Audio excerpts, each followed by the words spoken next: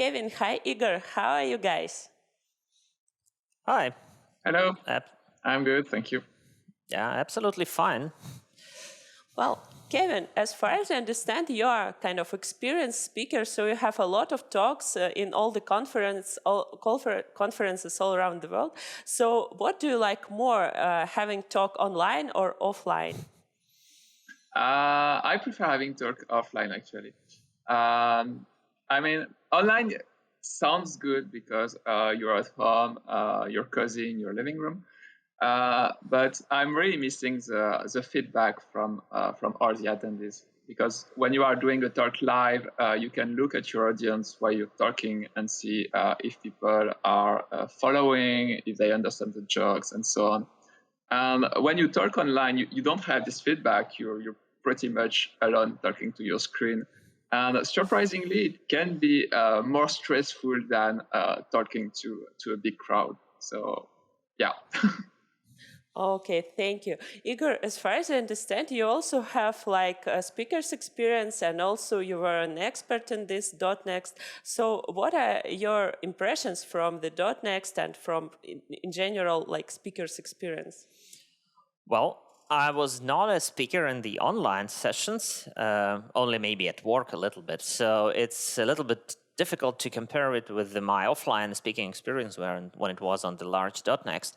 But being an expert here is, on one hand, is very interesting and insightful work, so to say, because, well, you are listening to all these talks and you are discussing things with great people which you might not meet actually if you're not here. But on the other hand, you're also like sitting in front of the camera and with my laptop and looking into the chat for the questions. So, well, it's it has some pros, it has some cons.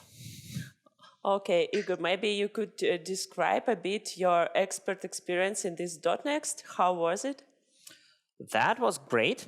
I was expert in few talks. It was like Oren Aney describing the RavenDB stuff, or not actually RavenDB, but all the database internals things. And that's kind of a little bit back to my early days when I was studying the computer science and all these B trees and AVL trees and different kind of stuff. So it was fairly low level. And then it was the workshop yesterday by Edwin and Sander Molenkamp about Docker, which is from the completely different spectra end, I would say. It's the very high level, microservices, Docker, things like that. And that was my first experience in the being expert on the workshop, and it was actually interesting. We had not everything went smoothly. There were some issues on the participants' PCs, and they were solved. And the interesting part, and fairly surprising, is that we ended, I think the official session ended like around, I don't know, 8? Was it 8 or 8:30? But the people were in the chat until as late as 11 or 11:30 into the night, still doing some assignments and asking questions, and Edwin and Sander were answering. So that was really interesting experience, and I'm sure participants got some great value out from that. Well, okay, thank you. Sounds really good. And Kevin, I just wanted to ask you, who is the main audience of your talk today? This is for developers with already some kind of experience in debugging, that are already a bit familiar with their debugging tools, and they are wondering how they can go even deeper and start investigating really, really complex issues. So I'm willing to give some hints and some methodology to those people so that they can deal with any kind of investigations in their work. Okay, great. So I think it's a great time to start. All right. So hello, everybody again. Yeah, everything is good. My name is Kevin. I'm a software engineer from Datadog, and I'm here to talk to you about debugging again, because I think it's 3 years straight that I talk about debugging here. But this time we will go one layer deeper. So first, just a word of warning, the talk has been rated hardcore. I'm not too worried because I know that the technical level of the attendees in .next is pretty high, but I just want to make it clear that I assume that you've already been using some debugging tools in the past, so I won't spend a lot of time explaining the WinDBG commands that I will use. Also, you should have some basic knowledge of assembly. I'm not asking to be fluent, but that you know the main instructions. And also, I'm sorry about that, but the description of the talk mentioned LLDB, but I had to cut some content to fit everything inside 1 hour, so I won't be talking about LLDB in the end. But everything I'm showing in LLDB, in WinDBG, translates pretty well to LLDB. So let's get started. So what do I mean by 1 layer deeper? Every developer does some debugging every day. You write some code, it doesn't work. You try to understand why it doesn't work. And it's usually fairly straightforward because you have everything in your IDE. This is code that you wrote, so you know it. And most of the time, you don't even have to use tools to get to the bottom of it. And then once in a while, you have a bug that is caused by the behavior of a third-party library, whether it's an actual library or the .NET BCL. And here it's a bit more complex because you don't have the source code in your IDE, but usually you can find the source code online, or you can use a decompiler to find it. And you're still in the .NET world, so your usual debugger will work just fine. But here I want to talk about another kind of investigation where you have problem because of the interaction between the native and the managed world, maybe because of a bug in the runtime. And so you have to leave the comfort of the .NET world to really dig into the native world and deal with C++ and assembly and all this kind of scary stuff. And so that's really what I will focus on today. And I've prepared an investigation, an actual investigation that I had to do as part of my job as an example to walk you through it and to give you pointers about how you can tackle this kind of investigation. When I deal with a very complex investigation, I tend to follow a very simple methodology, which is just 3 steps. The first one is identify. Basically, you need to gather as much data as you can. But it's very important that to be sure that it's data that you can trust. Basically, you can lose a lot of time if you start your investigation based on fake data. So make sure of the quality of your data. The second step is understand. Basically, you have your data, you need to put it into context and make theories about what is happening. And that's a very creative step, and that's where having experience is going to help you a lot. Nothing beats practice. And then when you have theories, the most important step is to verify them. Validate every single of your assumption. And you will find out that more often than not, you will be actually wrong. Your theory will be wrong, and that's fine because that's part of the cycle. By verifying your theory and discovering that it's wrong, you will uncover more data that will allow you to repeat the cycle and every time make a more refined theory until you manage to crack the case. So to introduce the investigation that I prepared for you, I first need to talk a little bit about my job to give a bit of context. So I'm working at Datadog on the .NET Tracer. What is a .NET Tracer? It's something you install on your server, and without any recompilation or change in your code or whatever, we magically instrument your application, and you will find in the Datadog UI traces whenever you do SQL query or read something over HTTP or really any operation. And the way we do that is by rewriting IL at runtime. We rewrite the IL to inject our instrumentation code, and that's how we can capture all the operations. And to do so, we rely on the .NET Profiling API. And you can only use a .NET Profiling API from native code. And that's why over the last year, I've been dealing a lot with application that mix, manage, and native world, and I've been able to get some experience about how to debug these kind of issues. And this is that experience that I would like to share with you today. And so the symptoms of the investigation I'm going to cover are pretty simple. We have a dev environment, and in the dev environment, we have two servers that are running the open source CMS Orchard, and they are receiving automated traffic. And the idea of this environment is that one of the servers is a baseline server, is running the Orchard application as is, and the other run with our Datadog instrumentation installed. And so by monitoring both servers, we can discover any unwanted side effects that would be caused by our instrumentation. And precisely at some point, we discovered that the instrumented server was crashing about once a day with an access violation. And access violation is not something that you're supposed to get from the managed code. So immediately we started suspecting the native part of our code. And so the first thing I did was looking at all the code changes around the time frame, but I found nothing that seemed related to the crash. So the next step was to configure the server to automatically capture a memory dump during the next crash. I didn't even try to reproduce the issue locally because since it was only happening once a day, I figured out that the chances of reproducing locally were pretty small. And to automatically capture memory dump, you just have a registry key to set.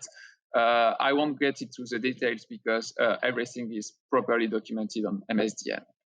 And so after one day, I had this memory dump waiting for me. And so I opened it in WinDBG. And the first thing we see is that we have indeed an access violation. And we see that this happens in object native is log held inside of the CLR. And we also see the exact instruction that caused the crash. So here we are trying to read the memory at the address 2B. And as you might already know, all the lower addresses in the process are marked as invalid on purpose to catch common programming errors such as null exceptions or null pointers. Yeah. And so here we are trying to read the memory at the address stored in the RCX register plus the offset UC. And so if I check the value of the RCX register, we can see that it is all F, which is a hexadecimal representation of -1. And so -1 plus 2C equals 2B indeed. And so the investigation will be about finding out how the value -1 ended up in the RCX register, causing the crash. The third thing I wanted to know is what is calling the isLogHeld method. And so I loaded SOS and I ran CLR stack, to display the managed call stack. And here we can see that the CLR stack command is not working for some reason. It's only showing some technical frames, but not any actual method. So at this point, I assumed that maybe we had some kind of corruption on the stack. When this happens, you can instead use K, which displays a native call stack. But here we see that for every manage function, we just have an address and we don't have the name of the function. That's because the final address of manage function is not known at compilation time. It's only known at runtime when the JIT compiled them. And so those functions are not mentioned in the PDB symbols. And so a debugger without a special knowledge of the .NET runtime cannot resolve them. But fortunately, we have the SOS extension loaded in WinDBG, which have a special knowledge of the .NET runtime. And so what we can do is copy the address of the function and then give it to the IP2MD command. IP2MD stands for instruction pointer to method descriptor. And as the name indicates, it will resolve the address to find what method is behind this address. Sorry. So here we see that this is happening inside of Orchard, and more specifically in the outPushCacheFilter.dispose method. So since this is an open source application, the next step was to check the source code to understand what this is doing. And I have it right there.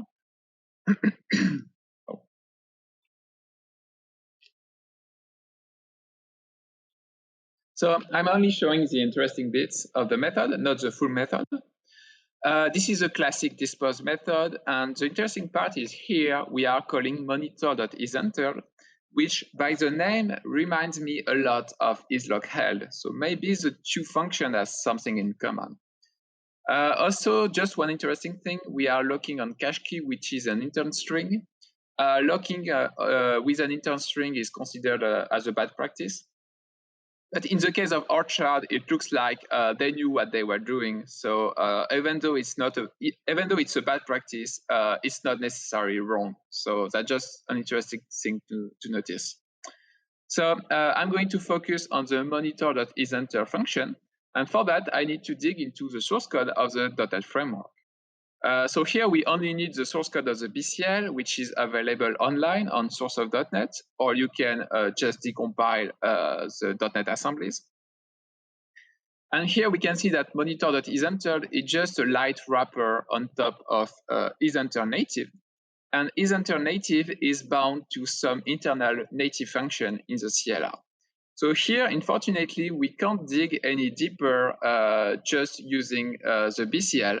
And we need to actually check the source code of the CLR to know what it's doing.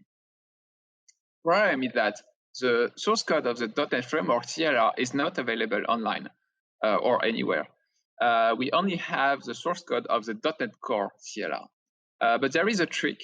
And the trick is to know that the Core CLR repository on GitHub was created around the same time frame as .NET 4.6.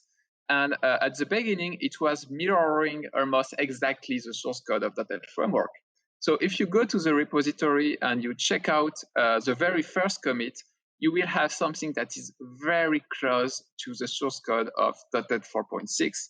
And that should be enough for most of your investigations. And so I looked at the source code to find what function isEnter native is bound to. And here we can see this macro, which binds isEnter native to isLogHeld. So here we have the confirmation that monitor.isEntered and object native isLogHeld are the same thing. So while I was there, I checked what isLogHeld is doing. And here, if you are not used to reading the source code in the CLR, it can look very scary because there are a lot of macros. But the important part is that the method takes only one parameter, which is the object that we use for locking. And then just by reading the name of the functions, we get a sense of what it's doing. So we call getThread owning monitor lock. As the name indicates, we retrieve what thread is currently owning the lock.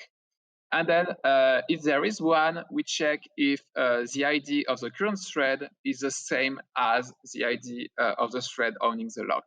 And then we return true or false, depending on the result, which is pretty much what we would expect from monitor.isEntered. So here I started thinking about what could go wrong in this method. And since we have only one parameter, I thought that maybe we were giving the wrong address for the object or some kind of corrupted object, I don't know. So I switched back to the memory dump to try and find some trace of this object. And normally I would call CLR stack-p to dump the call stack with all the parameters. But as we've seen, CLR stack is not working. So instead, I tried running DSO for dump stack objects, which browse the stack and dump any reference type that it finds. But unfortunately, I wasn't able to find the string in there. So I was getting a bit desperate, and I thought that maybe the parameter was still in one of the registers, because when you call a function, you're going to pass the argument in registers. So if I'm lucky, it can still be there. But to check that, we need to know what register is used when calling the function. And so we need to know the calling convention that is used. And so on Windows x64, .NET is using this calling convention. The first argument is stored in the RCX register, the second on RDX, and then R8, and then R9. So since we have only one parameter to the function, it will be stored in the RCX register. And so if the register is not touched past this point, we should be able to find the value of the parameter in there. So that's the time to check the disassembly.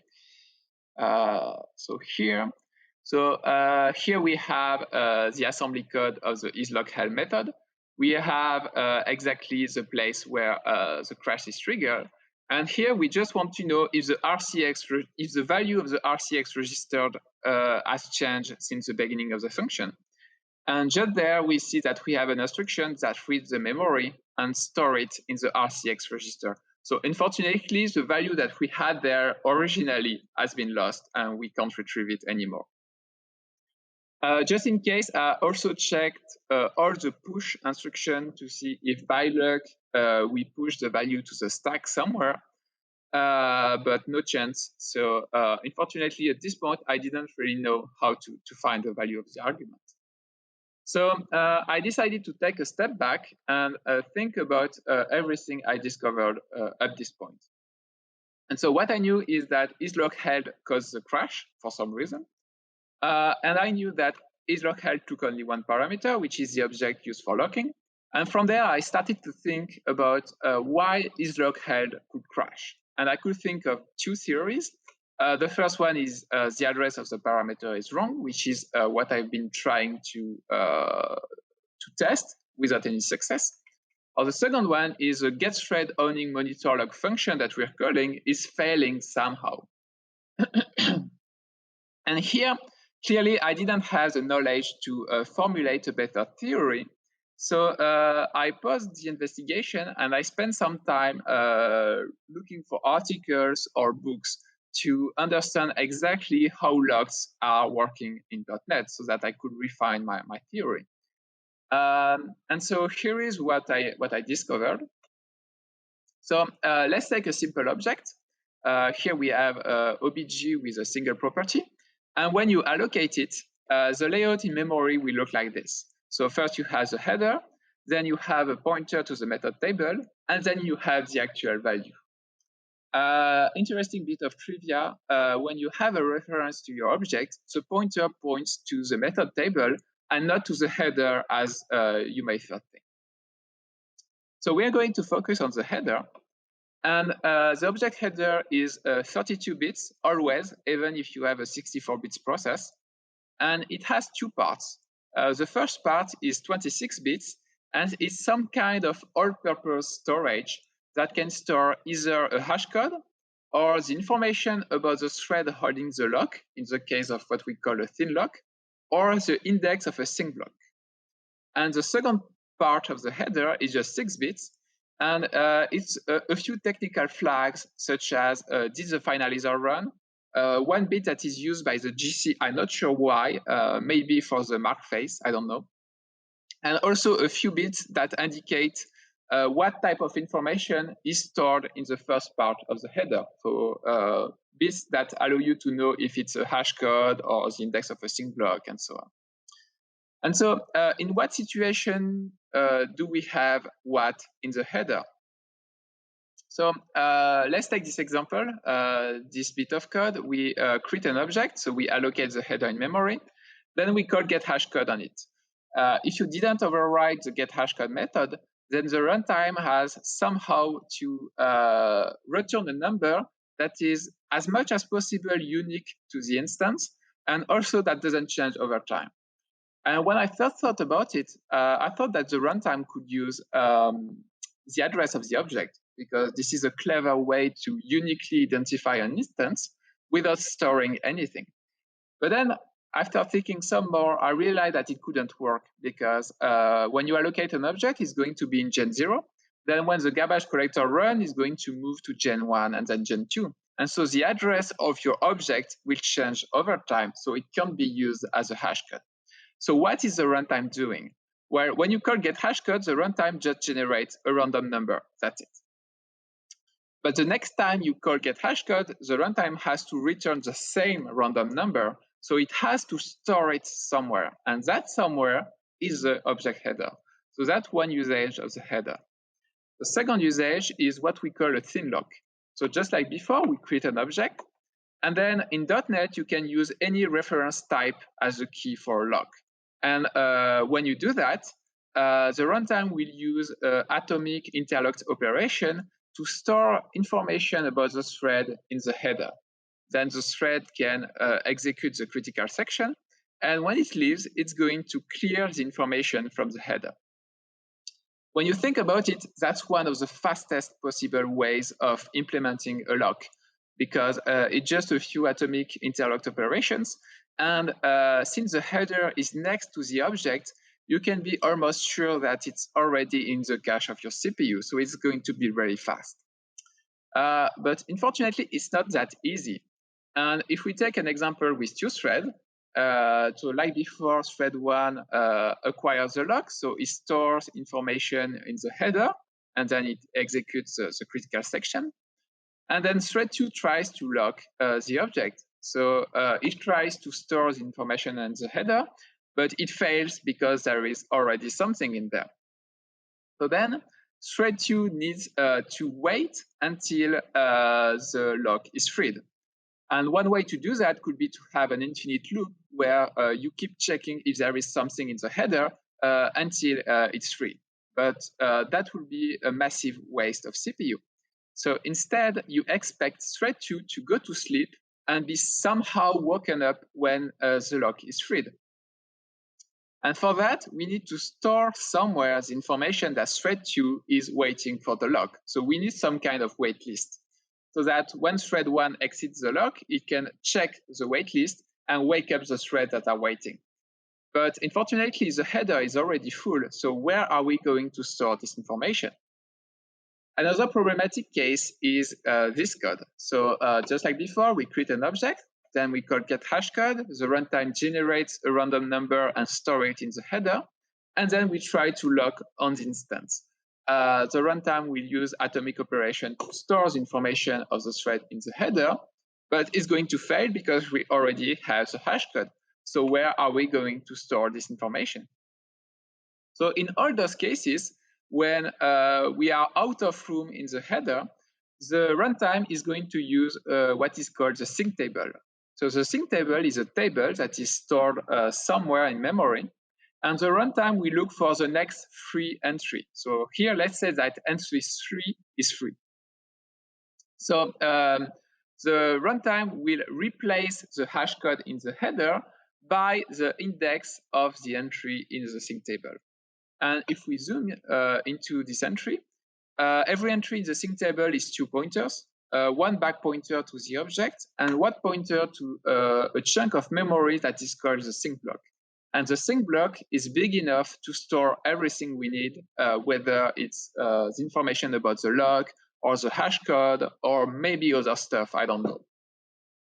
But the bottom line is that as much as possible, the runtime will try to,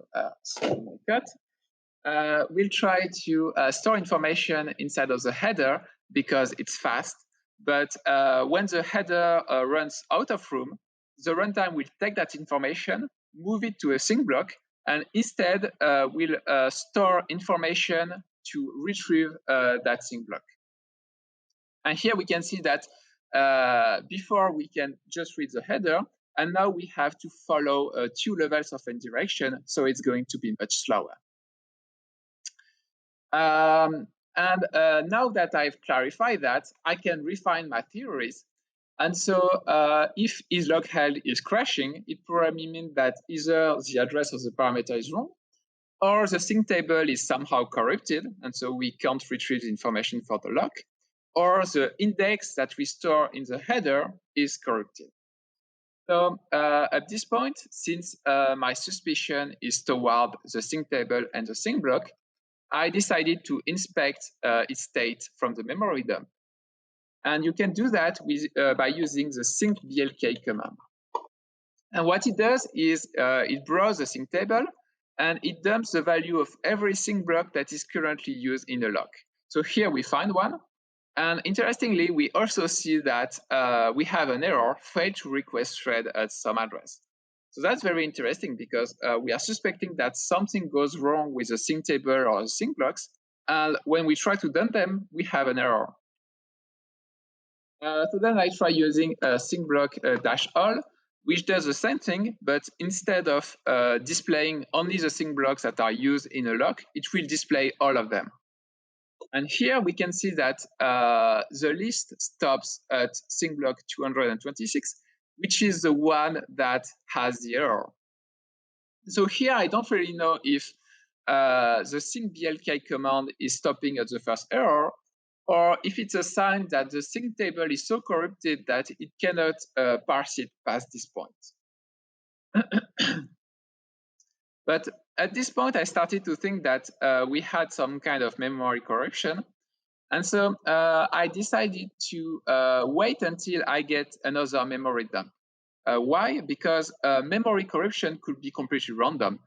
We could imagine that we have a piece of code that is just writing random values at random places in the memory. And here it just happened to be in the sync table, but maybe at the next execution, it will be in a completely different place. So first I wanted to confirm that all the crashes have the same pattern before spending too much time digging into this. Fortunately, by the time I got to this point, I had another crash dump waiting for me, and I have it right there. And just like before, we can see that the crash occurs at isLog held. And just like before, we are trying to read the memory at address 2B. So this is exactly the same symptoms as the previous crash. So this is great. Just like before, I wanted to check the core stack. And just like before, we can see that the CLR stack command is failing. So I use K to get the native core stack, and then I got the address of the top managed frame. And I resolved it with IP2MD. And here we can see that this is exactly the same function that called isLog held. So if there is something random, it's probably not very, it's not going to impact our investigation a lot. So that's great. So then I investigated the status of the sync blocks. And this time the commands complete without any error. But here we can see that one of the locks have no thread owning it. So we have an orphan lock. So I thought that this was an interesting bit of data. So I decided to inspect the source code of Orchard to understand how we could end up with orphan lock. And here is what I found. So basically, the way Orchard is locking stuff is first in the. So you need to understand that Orchard is an ASP.NET application, and it's using two events as part of its locking pattern. First, there is controller.onActionExecuting, where we acquire the lock. And then there is actionFilter.onResultExecuted, where we are going to call the outPushCacheFilter.dispose function, and where we're going to release the lock. And in .NET, only the thread that has acquired a lock can free it. So for this to work, we need the two events to be invoked on the same thread. And it turns out that ASP.NET makes absolutely no guarantee about that. And that's how we end up with orphan lock. So that's interesting, but having orphan lock is wrong, but shouldn't crash the process. So we're still missing something. So then I tried dumping the whole sync table. And here we see that we managed to dump all the sync blocks without any error. So if there is some kind of corruption, it's probably not in the sync table. So here I was a bit out of leads. So I figured out that the next step would be to try and understand exactly where in the isLog held function we are crashing, which means trying to understand this assembly code. And I don't know about you, but personally, when I see that, I don't understand much. I mean, I understand most of those instructions individually, and I'm saying most, not all of them, but I'm completely unable to mentally reconstruct the flow of the program like I would do with C# code. So instead, the trick is that since we have the C++ code of the isLog held method, we can try to find assembly instructions that are easy to recognize and map them to the C++ source code. And one example of such instruction is this one. We are reading the memory at a given address, and thanks to the symbols, this address is resolved to J_psync table. So if we check the source code and we find a line of code that is reading psync table, then we know that it's mapped to this instruction. But unfortunately, in the isLock_help method, we are not using psync table anywhere. So that probably means that one of the functions that we are calling got inlined inside as a function at compilation time. So we just need to also inspect every function we are calling. So starting with getThread_owning_monitor_lock. So this is a pretty big function. Here I'm only showing part of it. But the interesting part is that we are indeed calling psync table. And also we are lucky because in the whole function, this is the only line where we are reading psync table. So we know for sure that this line of code maps to the instruction that we've seen before. So then I kept looking around for stuff that is easy to map to the assembly. And here we have two if conditions that each check if one bit is set.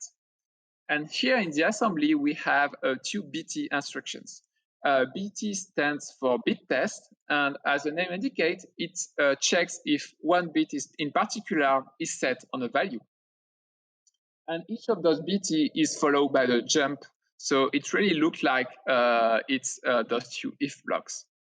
To be sure, I decided to check the value of the constants that we are using in the check. So here we have the constant bit sync block is hashcode, which is 0x04 and a bunch of 0. So this is a binary value.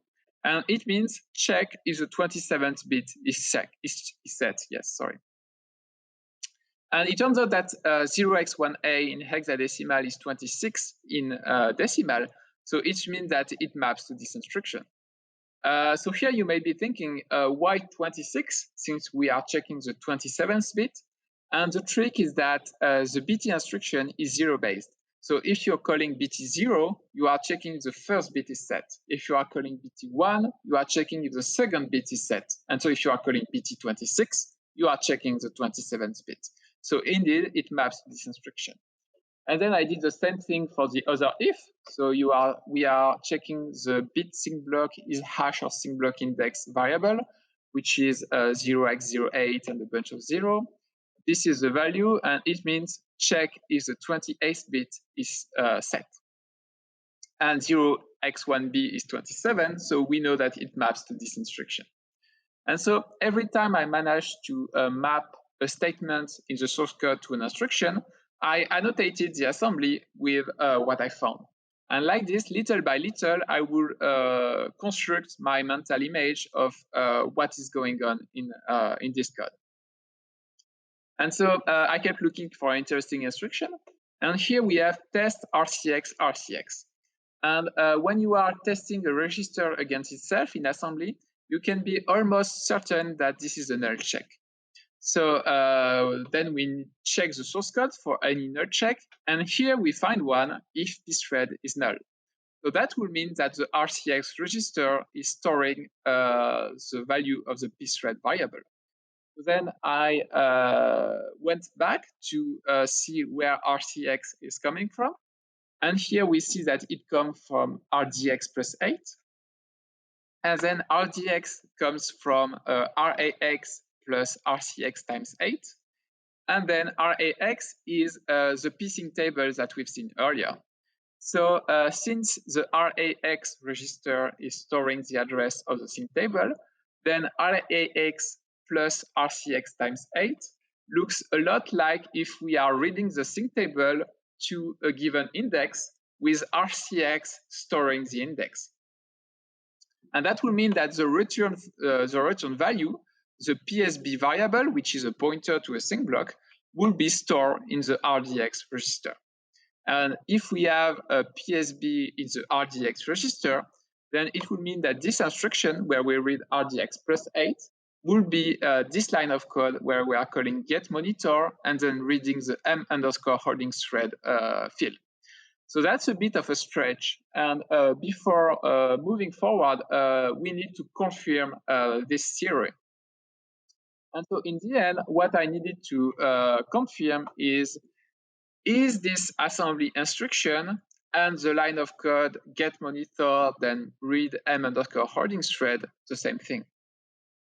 And so given that we are assuming that in the RDX register, we have the PSV variable, which is a sync block, it's a matter of finding what is at the index RDX plus 8, and is it the m_hoarding thread field? And to find out, we need to inspect the structure of the sync block class. Well, first we need to check the source code of the getMonitor function, sorry. GetMonitor just returns a pointer to the m_monitor field of the object. So then we need to check the structure of the sync block class. And you need to know that the fields are stored in memory in the same order as they are declared in the source code. So here we have the m_monitor field, and it's the first field of the class. So it's going to be stored at offset 0 at memory. So it means that at the beginning of the sync block object, we have our m_monitor field, which is of type awarelock, and it's offset 0. So then we need to do the same thing and inspect the structure of the awarelock class to find our m_hoarding thread field. And so we're going to check every field. So the first one is m_monitor held. It's the first field of the class, so it's going to be stored at offset 0. So here we have m_monitor held. And it's of type long, and long in C++ is 4 bytes. So it means that this field will end at offset 0x4. Then we have the next field. So since the previous field ended at offset 0x4, the new field will start at offset 0x4. And it's an unsigned long, which is going to be 4 bytes wide. So it's going to end at offset 0x8. And then we have the m_hoarding thread. And so it's going to be stored at offset 0x8. So we have the confirmation that reading the memory at address RDX plus 8 is the same thing as calling getMonitor, then fetching the m_hoarding thread field. So we can go back to our assembly code and annotate with what we found. And here we are starting to get a pretty good picture of what's going on. So now it's time to focus on the crash itself. So here we have the test RCX, which is, we assume, if pthread equal null. And the way test RCX works is that it's going to set the 0 flag of the CPU if RCX is 0. So that is if pthread is null.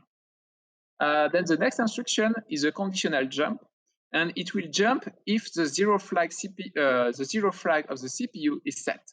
So it's going to jump if pthread is null. And we are going to get to the next instruction, which is the crashing one, if we didn't jump. So we are going to get there if pthread was at null. And it means that we are in the else branch of our if block. And that will mean that the crashing instruction is pthread getThread ID. Just like before, that would be nice to confirm that. And we're going to do the same verification as before, but this time we're going to see if reading the memory at offset 2c is the same thing as calling the getThreadID method. The getThreadID method just returns a pointer to the m_threadID field. So we need to inspect the structure of the thread class and see how much memory there is before the m_threadID field. So basically, we're going to do the same thing as before, but without all the fancy drawings. So we are going to count the size of the field. First, we have a field of type thread state. Thread state is an enum and is 4 bytes wide. Then we have an unsigned long, it's 4 bytes. Then we have 3 pointers. This is a 64-bit process, so each pointer is 8 bytes.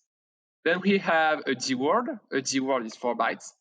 And then we have our m_thread ID field. And so if we do the sum, it means that we have 36 bytes of memory before the field. But unfortunately, 0x2c is 44. So we are missing 8 bytes somewhere. So does that mean that my theory is incorrect?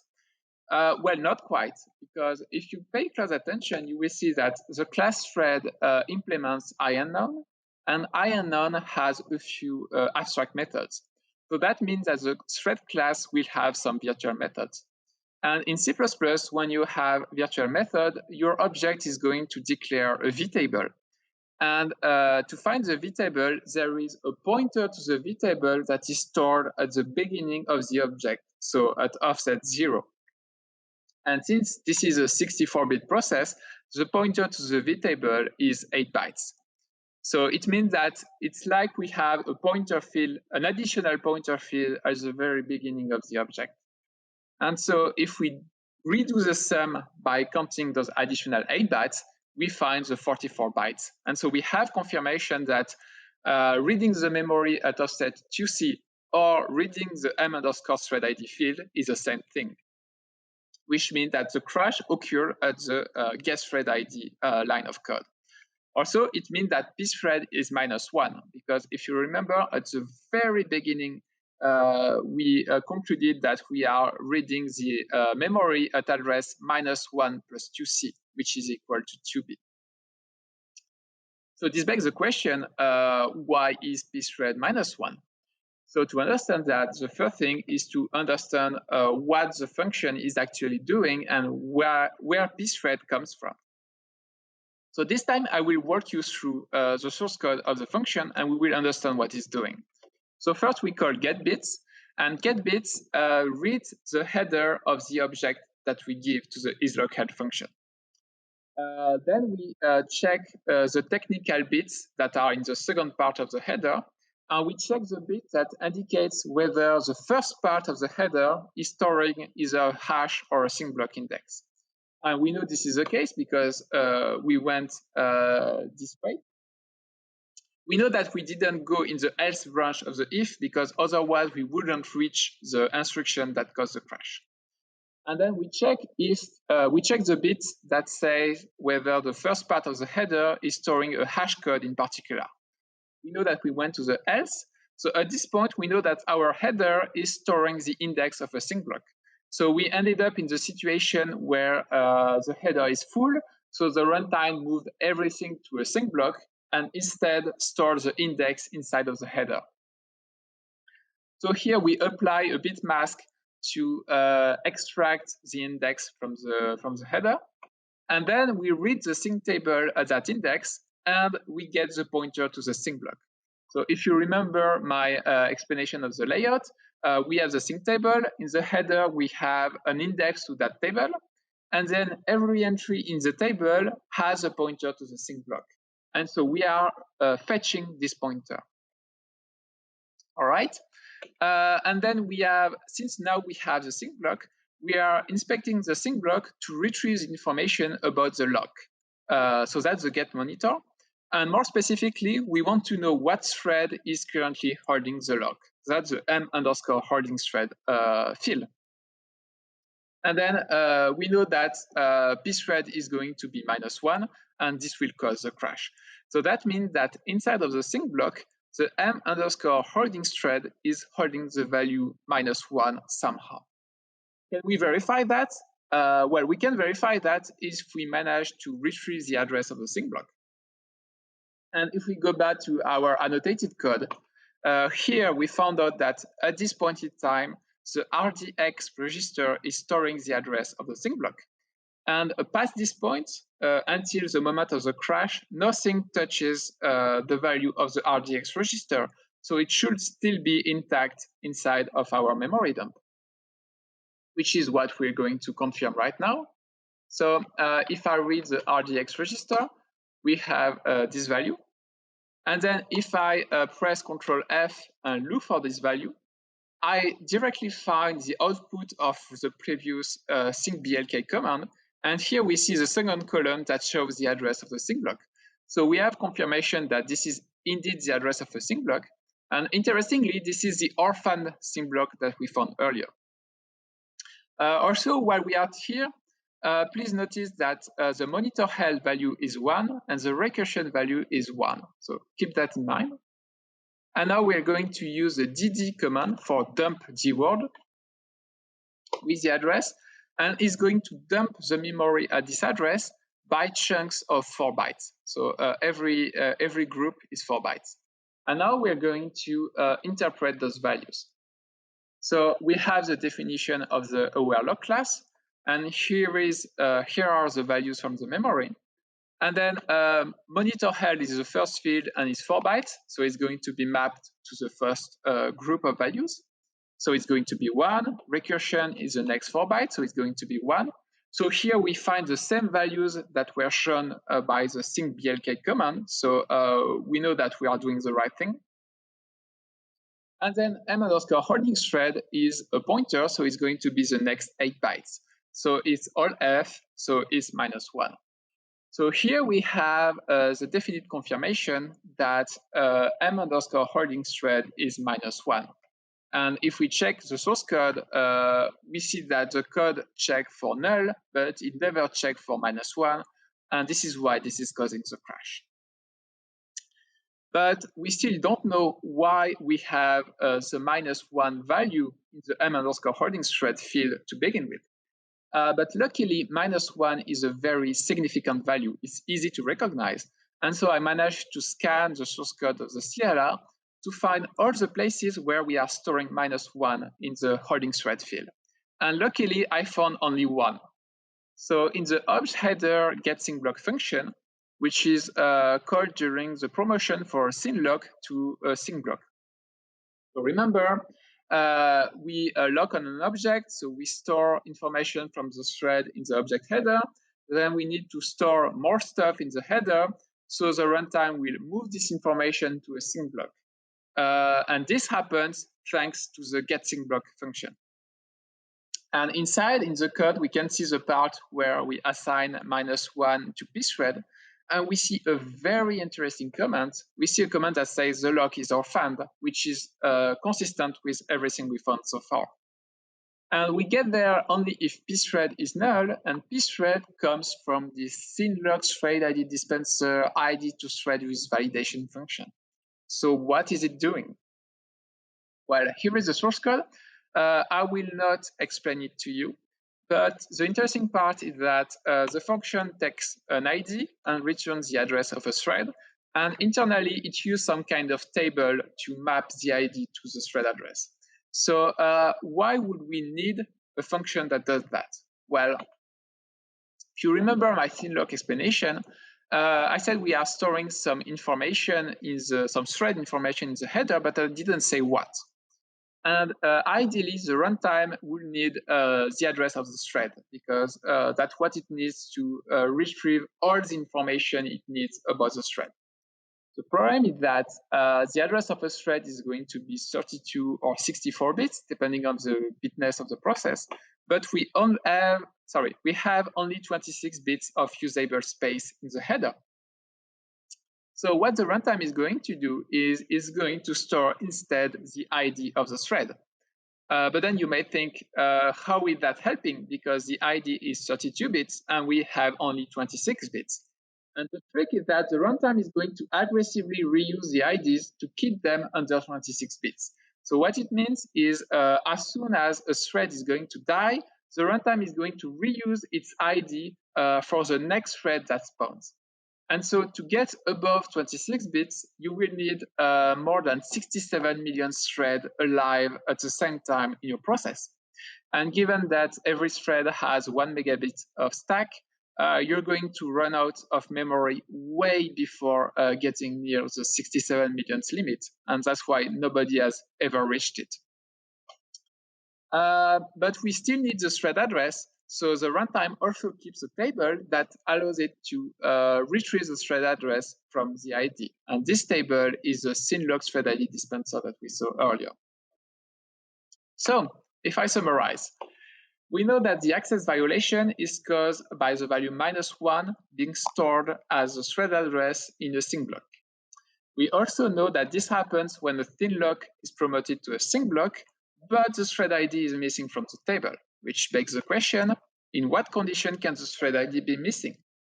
We also know that thread ID are reused to keep the maximum ID under 26 bits. And the way it works is that whenever a thread is finalized, the finalizer is going to remove the ID from the table. And that's how we can end up in a situation where the ID is missing from the table. So from there, I felt like I had a complete understanding of the problem. So I decided to write a repro program to validate my understanding, just to be sure that I missed nothing. And so here I have a simple console application. I create a bunch of objects, so 16, so they are just new objects. And then for each of those objects, I spawn a new thread, and the new thread will just call monitor.enter. So monitor.enter will use a thin lock because at this point, the header of the object is empty. And then I let all my thread die.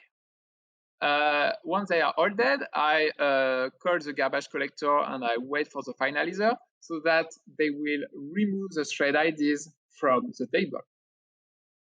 Then I enumerate the object and I call get hashcode on them. So get hashcode will generate a random number. We try to store it in the header, but the header will already be full because we already have the thread ID. So instead, the runtime will promote to a sync block. And when doing so, it will try to fetch the address of the thread from the table, but it will fail because it has already been cleaned there. And so instead, it will store -1 as the address of the thread in the sync block. And then we have all the conditions from the crash. So I just enumerate the object and I call monitor.isEntered, which will call the isLockHel method, which will read the information of the thread from the sync block. We will get the values -1, and this will cause the crash. So if I launch it, here we have a fatal execution engine error. So we have the confirmation that is crashing. We don't see the access violation because I'm running with a debugger, and so it kind of changed the behavior in case of error, but we have confirmation that this is indeed the crash. All right. End of story, not quite. There are a few things that are weird. And the first thing is, why is the baseline server not crashing? Because we went a long way, but remember that this happens in a test environment where 2 servers are running, and only the one with the Datadog instrumentation is crashing. Why not the other one? Well, the idea that Orchard use a definite number of locks as part of its cache mechanism. So basically, it's a cache for individual cache for each page that you load. And since we are using automated traffic, we are always loading the same web page. So in the end, we use only one entry from the cache. And so Orchard is going to use only one lock, more or less. And the crash only occurs if an orphaned thin lock is promoted after the parent thread was collected, which is a very precise set of conditions. And also, it's unlikely to happen in an ASP.NET application because it processes requests from threads of the thread pool, and threads from the thread pool are unlikely to be collected. And the thing is, after all the locks have been promoted from a thin lock to a sync block, the crash cannot occur anymore since it can only happen during the promotion. And so when you start the application, you have a small window of time where the crash can occur. And after that, even if you let your application run for hours or days, it cannot occur anymore. And the trick is that the instrumented server is redeployed every time we push a change to our code base, which is multiple times per day. Whereas the baseline server is never restarted because we never had a reason to restart it. And that's why the crash was occurring only in the instrumented server, even though it had nothing to do with our own code. Another question is, what has started the incident? Because here we are seeing a bug that has been in the .NET runtime since at least version 4. So why did it start at a given point in time? Well, I lied to you. We use Orchard, but we don't actually use the original version. We did a few changes to it.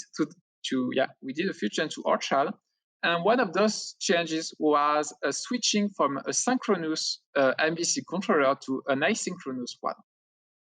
And if we remember, we end up with orphan logs if on action executing and on result executed are invoked from different threads. But it turns out that if you are using a synchronous controller, because of some implementation details, those two events will always be invoked on the same thread. And that's why the original Orchard didn't suffer from this issue. But since at some point we switched to an asynchronous controller, we broke this invariant and we introduced the conditions for the crash. So that's it for this investigation. A few points to remember from it is that when you are dealing with very complex investigations, it's extremely important to verify every theory and don't hesitate to double check them, because those kinds of problems are too big to be solved in one go. You can't get the full picture at once. And so if you start building your mental model based on forced theories, at the end you will be wasting a lot of time, and even worse, at some point you will be completely lost and you won't know what to do anymore. So really, every time, double check everything you find. Also, you can't know everything.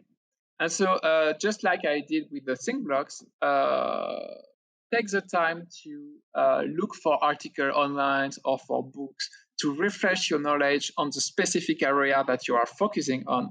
And it will really help you putting all the data into context and to make theories about what is happening. And last but not least, don't give up. Those investigations are really hard. They take hours or days. This one took me 3 days. But if you go with a good methodology, like I described, identify, understand, verify, and you take special care about verifying each step, little by little, you will get closer to the truth. And eventually, sooner or later, you will manage to crack the case. So yeah, hang in there. And last but not least, I've had a lot of opportunities to do similar investigations in the past year, and I've described them on my blog. So if you want more stories like this, feel free to check them. So thank you for your attention. I think we have a bit of time for questions, if any.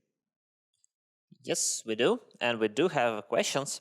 And the first one is, did you mitigate the issue somehow? So it's in runtime errors. Did you fix runtime or? Okay, so there are two parts of the question. First, the runtime. I created a Git an issue on GitHub so that it can be fixed in .NET Core. It hasn't been fixed yet. I probably pushed a PR at some point. As for our dev environment, our fix has simply been to revert to a synchronous controller so that we don't end up with orphan block anymore. So the runtime, the bug is still there in the runtime. Okay, so don't do what we see now on the screen. Yeah, exactly. Because that will cause your application to crash. Okay, you mentioned at the end of the talk that it took like 3 days for you to diagnose and investigate this, but is it like 3 full-time working days, like sitting without any interruptions, or is it more like the real like computer time was like few hours, but the most time is just thinking and reading or well, reflecting on this? Yeah. It's kind of the same thing because while you're thinking about it, you're not doing anything else. So yeah, it really took 3 full days, but that's not 3 days dealing with WinDBG. it's also sometime to read the source code of the CLR, sometime to read books to understand exactly how everything is in the memory, and so on. And also sometimes asking some friends about pointers if they have any idea on how to make more progress. Because I said that you can eventually get to the bottom of any investigations, but part of it is your capacity to think of new theories to make progress. Because you make progress when you make a theory and verify it. Even if the theory is false, you're going to uncover something. But sometimes you're just out of ideas and you don't know what theory to make. And that's where it's really useful to speak about it to somebody who will think of stuff that you didn't. Okay, and you mentioned at the very beginning that, no LLDB in this presentation because it's already like just fitting 1 hour. But if it were here, so LLDB, is it just another like UI, like a command line maybe as a WinDBG, or it has some other tricks or things that might have helped investigating this issue? I think everything you can do in LLDB, you can do in WinDBG as well. It's just that it's not the same commands, but you can get to the same results. So it's basically it's basically a low-level debugger, which is like the same thing as WinDBG, just with another UI. Oh, it's really the same thing without an UI, because LLDB is text only.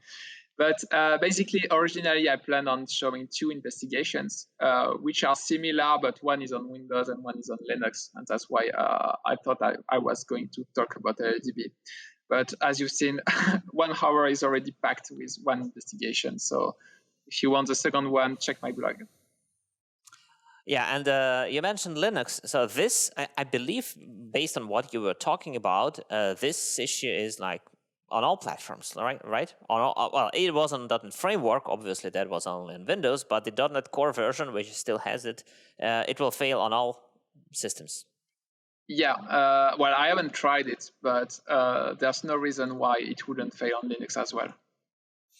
And if it were, suppose you have an issue that fails only on Linux, then will you still go for the dumping and then going to WinDBG, or you will stick only LLDB being on Linux, or how would you approach that then? I would stick to Linux. WinDBG now has some support of Linux core dumps, but I don't think it's very complete yet. So I would definitely stick to the tools on Linux. Overall, I would say that low-level tools on Linux are way more complete than they are on Windows. It's way easier to dig into the internals on Linux than it is on Windows. So it's overall simpler. Okay, and you don't know, or maybe you do know about any plans about bringing WinDBG more like a cross-platform tool? Because I believe the engine of WinDBG is kind of more or less generic, so to say, and then you plug in different kind of things like this SOS extension and CLR things. So are you aware of any work in progress about bringing it more into the Linux world and macOS, of course? Well, sort of. So I know that the diagnose team at Microsoft is working at making WinDBG fully support Linux core dump. Maybe they are there already, because I know that there have been some new stuff very recently in the last few months that I haven't checked yet. But there are no plans to running WinDBG itself on Linux. So you will still need to get the core dump to your Windows machine somehow. Okay. I also actually had, while listening to your talk, I actually had 2 very specific and very detailed questions. Maybe we can take them as well. So when you were describing calling conventions and registers, you said that RCX is the first argument, then RDX, and then R8 and R9, I think. So the question is that my .NET knowledge and my .NET low-level knowledge always say me, okay, RCX is always this pointer. So in this case, it's like, is it just a convention that this is always the first one? Or in this case, there was no this pointer, technically, and it was just some static function or what? Yeah, it's the latter. So the first parameter is going to be stored in the RCX register on Windows, because on Linux it's a different calling convention. And the this pointer, if there is one, is going to be is going to be the first parameter always, and that's why it ends up in RCX. And here it's a static method, and that's why we didn't have a this parameter. Okay. And another very specific question, you mentioned the IP2MD command, which you use to get to the method table, method table, I think, of or method descriptor. What was it? Method descriptor, yeah. Yeah, and then you can use like any address from inside the method to get to this. So it doesn't need to be the start of the method, or it's just any instruction within the method which you can use to then get to the method descriptor. Yeah, any point in the method will work, and so it's a really powerful function to know, because it will work in many cases where other commands fail, and even in some cases. So I had some cases where I captured a trace with purview, but purview, for some reason that I don't really know, failed to resolve some function. And so I was able to attach a debugger, attach a WinDBG debugger, and then resolve those pointer myself using IP2MD. So it's really nice to know about this command. So you mean that you take you attach WinDBG to the purview, or to the no, to the target process. Ah, okay, to the target process, and then you can use these information for while looking into the purview, right? Yeah, exactly. Because I also face a lot of time when I just get question mark, exclamation mark, question mark, and that's it. So without any hint about even the module. Yeah. So I actually have a blog article about that in the pipe. I haven't wrote it yet. But basically, you can launch purview with an argument that will tell purview to show you the address when it fails to resolve a symbol instead of the question mark. And once you have this address, you can resolve it in WinDBG. Okay, that's interesting. But you have to have the process then, or at least the dump, right? Exactly. Yeah. Okay. So talking about, again, these useful commands in WinDBG, and I think we may have covered it a little bit, but still, when I open in WinDBG every time, it's like, okay, I know .load SOS CLR, fine. I know exclamation mark CLR stack, but then there are like hundreds of different kind of commands that you may need, and some of them are very powerful, some of them are very niche.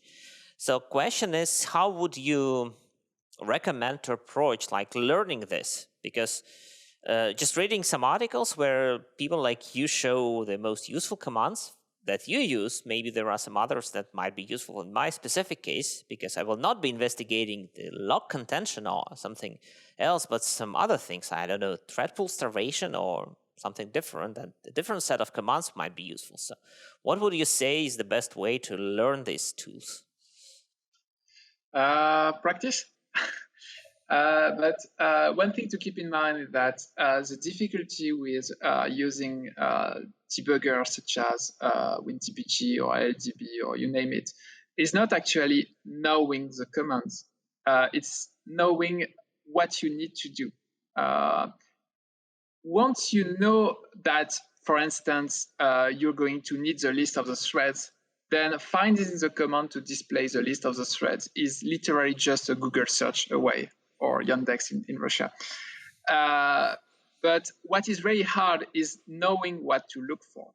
And I like to say that if you had a portable diagnostic expert with you, let's say that you have Sasha Goldstein in your living room, and he will translate any of your need to WinDBG commands, you probably will have as much trouble as before, because the difficulty is really knowing what to look for and not actually finding the command that does it. Yeah, but still, it would be even with the threads, you have the k command. Well, not the k. The k is for the stack trace. If we take a stack trace example, you have key, you have CLR stack. I believe there was the third one as well. I might be wrong, but maybe it was something there. So, like, you still have to choose something, like, and you need to understand managed versus unmanaged. And again, the linked question is how often. So, in this investigation, you are doing it because you had to do this on the assembly level. It's unmanaged code and everything. And what if you are doing the investigation that are mostly in the managed world? Is it still worth doing it in WinDBG, or maybe like a less complicated debugger would be at least better for a start? Or you just go straight dive into the WinDBG usage? For me, it would be depends, but that's because I have a lot of experience with WinDBG, so I'm very familiar with the tool. But for somebody more normal, I would say, who doesn't use debugging tools on a daily basis, I would go for Visual Studio first, because there is pretty good support of memory dumps in Visual Studio. And to inspect code stacks and simple values in memory, it's much easier to do with Visual Studio than with WinDBG. And actually, I still use Visual Studio when I just need to check the code stacks, because there is a parallel stacks view in Visual Studio, which is very great. And it's harder to get the same thing in WinDBG. Though my friend Christophe Nazar made an extension which has a pstacks command that tries to mimic what the parallel stack view of Visual Studio is doing, but still not as good. And I remember that Visual Studio actually was able to execute at least some kind of commands like a WinDBG. I remember me doing maybe not the CLR stack, but something starting with the exclamation mark. So it was a little bit like a WinDBG. So is it like the same engine, or there's a specific custom thing that is very limited support in Visual Studio? Yeah, so I'm not 100% sure. So I think it's not supported anymore, I think. And it was running the similar engine as WinDBG. So yeah, I'm not sure. I think you maybe can get still that if you install the driver development kit, but don't quote me on this. But definitely out of the box, you can't do that anymore with Visual Studio, which is a shame. That's new. I definitely tried it on, I think it was 2015 maybe, or around that version, but I didn't have any need to do that in 2019, which I use now. So it's I think they dropped it around 2017, if I'm not wrong. Okay. The next question is let me put it in the correct way. You mentioned that this particular bug that you were investigating during the talk is still not fixed in the .NET Core. And the question is, what is the difference for you while investigating bugs in .NET Core compared to .NET Framework, which I'm sure you do a lot, because I believe still a lot of software runs on .NET Framework. So you still have a lot of things, a lot of stuff to do on the .NET Framework, but when you do it on the .NET Core, source code availability is, I think, a very good thing, but are there any other things in there that either help or complicate things? Let's see. No, I don't think there's anything that complicates things in .NET Core. Everything is much better. The main advantage is really to have the source code, and also you can, if you can reproduce the issue, which is not always the case, then you can run it with a CLR compiling debug, and it will give you much more information, and you can actually step into the code of the CLR, which is awesome. And also, yeah, there are a few additional tools that work only with .NET Core. So that can help too, such as .NET Trace, for instance. But for this kind of investigation, actually, I don't think I use them a lot. So Okay. yeah, source code availability would be the main differentiator. Yeah, and we have a comment in the chat from one of our participants that it was definitely removed, and the participant is Christoph. So, oh, so speaking that's of kind the of David. confirmed. Yeah, and the final bit, a little bit an extension to the previous question was when I'm looking into what the runtime team does in the .NET Core with all these new things like the tired compilation, different kind of enhancements in JIT, I would kind of imagine that it might complicate things like you do. But so all these fancy JIT things are not something that touch you at all. Actually, yes, it does. And if you check my blog, I have an entire investigation where I needed to find code that our instrumentation code modified at runtime. So I needed to find where in memory it's stored so that I could understand what it was doing wrong.